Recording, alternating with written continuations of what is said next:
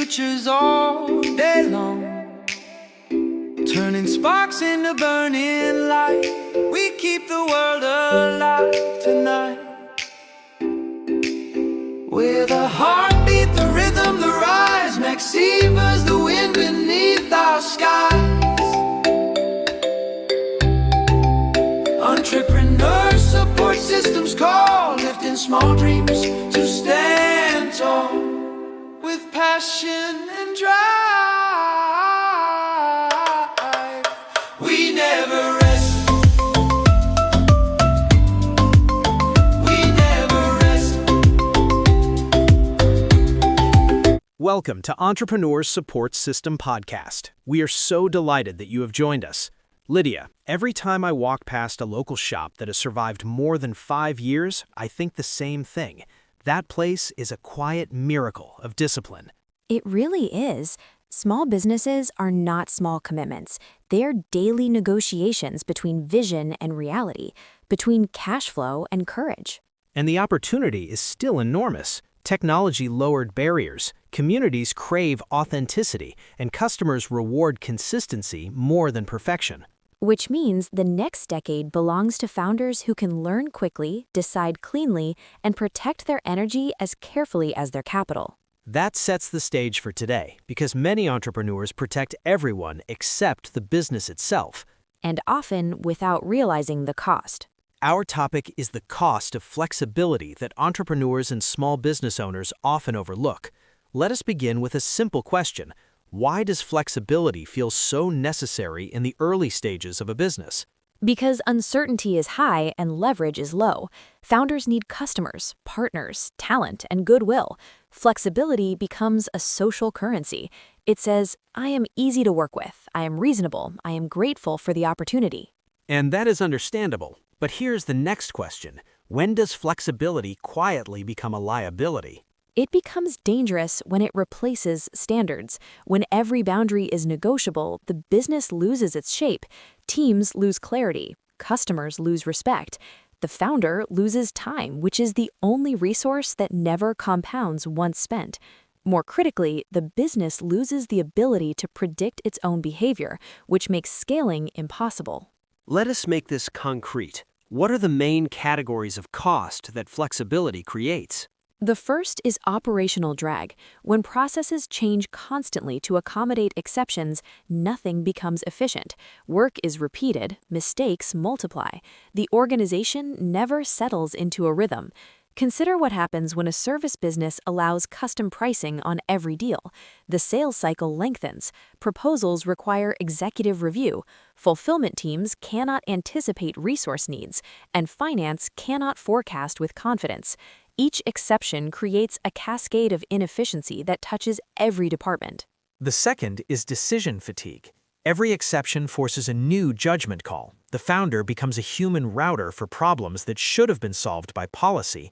Research shows that humans make approximately 35,000 decisions per day, and decision quality degrades exponentially as the day progresses. When founders reserve their cognitive capacity for trivial accommodations, they have nothing left for strategic choices that compound value. The third is cultural erosion. Teams learn what you tolerate, not what you announce. If deadlines are flexible, preparation becomes optional. If scope is flexible, accountability dissolves. But the deeper problem is this. Teams stop internalizing standards because they know exceptions will be granted. This creates a learned helplessness, where employees wait for permission instead of exercising judgment. The organization becomes dependent rather than autonomous. And the fourth is reputational confusion. Markets reward reliability. When your rules are fluid, your brand becomes ambiguous. Customers cannot recommend you with confidence because they don't know which version of you their colleague will encounter. Premium pricing becomes impossible because value perception requires consistency. You become the provider people tolerate rather than the solution they trust. There's also a fifth cost that founders rarely quantify: opportunity displacement. Every hour spent managing exceptions is an hour not spent on customer acquisition, product improvement, or strategic partnerships. The invisible cost is not just what flexibility demands, it's what it prevents you from pursuing. I have watched promising ventures stagnate, not from lack of talent or capital, but from founders who spent 70% of their time negotiating their own policies. And a sixth emerges in financial performance.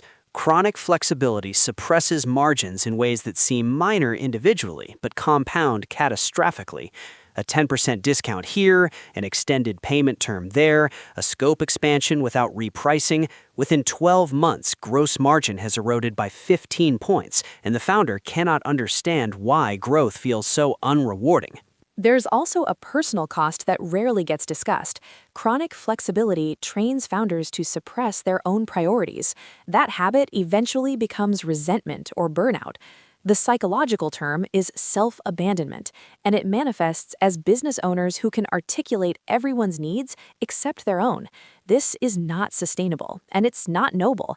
It's a slow form of professional suicide. Let us ask a sharper question. Is flexibility inherently bad? Not at all. Strategic flexibility is a strength. Reactive flexibility is the problem. One is chosen, the other is surrendered. That distinction matters. Strategic flexibility is used to seize opportunity, to pivot when markets shift, to experiment when uncertainty demands exploration. It is deliberate, bounded, and reversible. Reactive flexibility is used to avoid discomfort, to postpone difficult conversations, to preserve harmony at the expense of progress. Exactly. One expands the business, the other slowly empties it. Strategic flexibility has clear criteria for activation. Reactive flexibility has none, which means it gets triggered constantly by whoever applies pressure most effectively.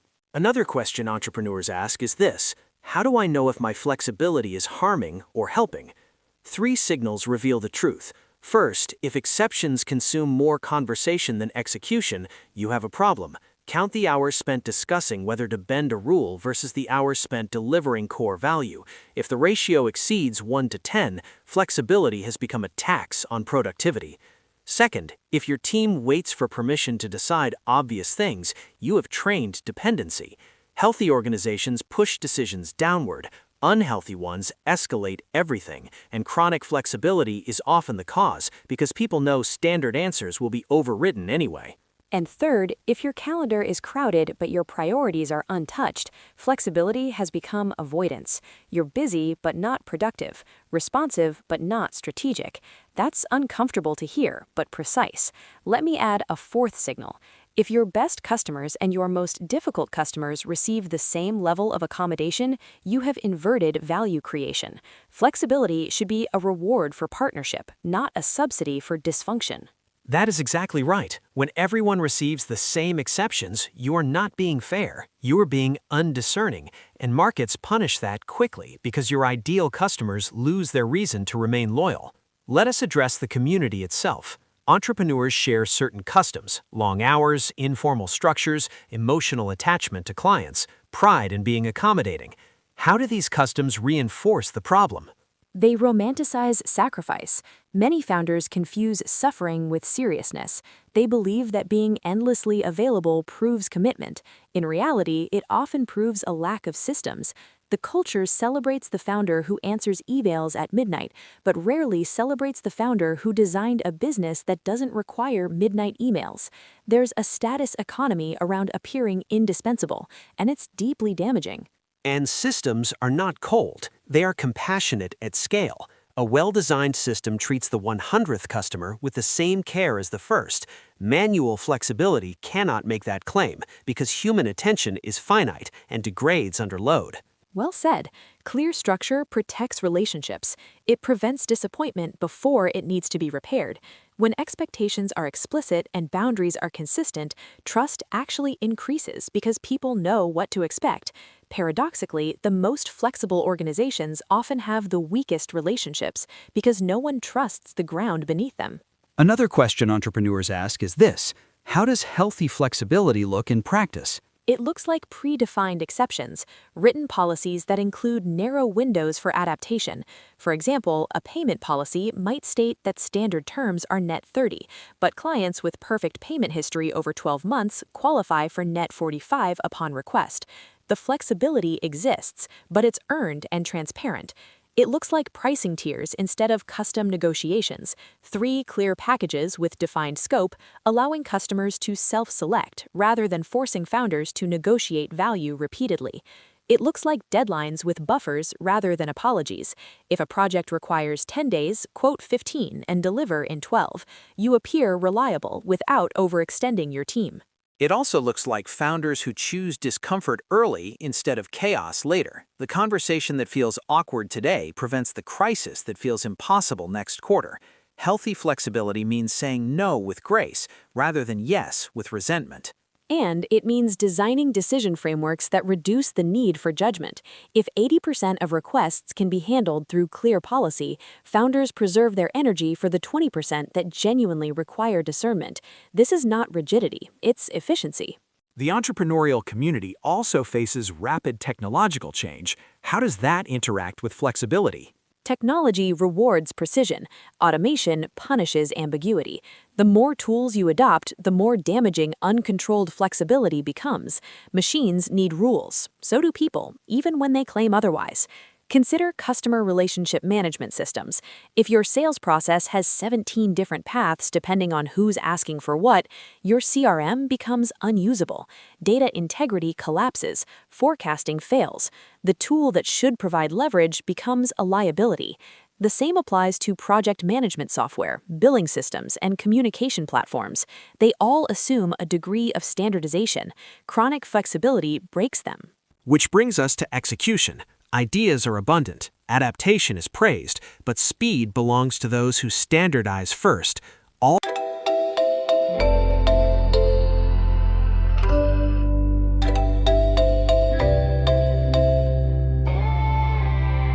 Dreamers up before the dawn, building futures all day long, turning sparks into burning light. We keep the world alive tonight.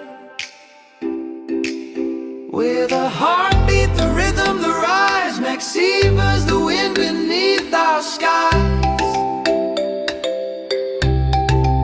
Entrepreneur support systems call, lifting small dreams to stand tall. With passion